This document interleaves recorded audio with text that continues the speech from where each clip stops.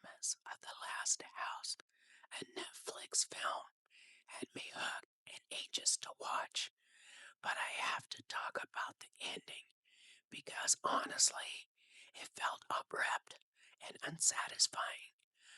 But there's also a deeper message behind it that I think the writers wanted us to see.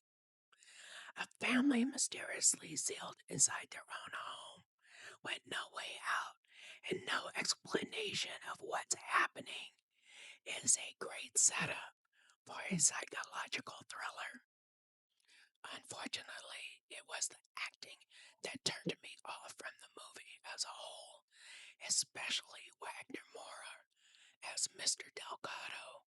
His performance made it difficult for me to connect with the character or take some of his actions seriously.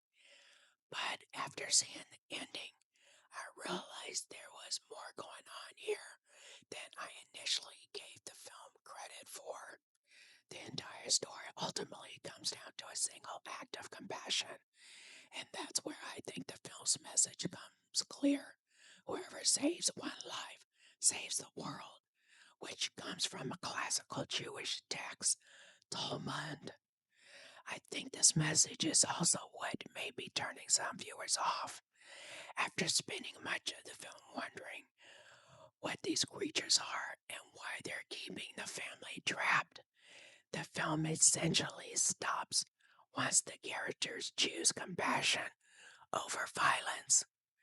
And there's an interesting twist to this idea. The monsters aren't really monsters at all. They're creatures that want their home back.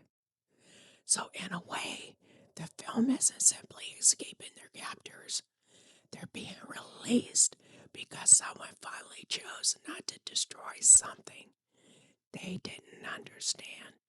I can see what the writers were going for. I'm just not sure the movie did enough to make that message land. If you saw The Last House, what were your thoughts on it? Let me know in the comments. And until next time, keep looking beyond the reviews.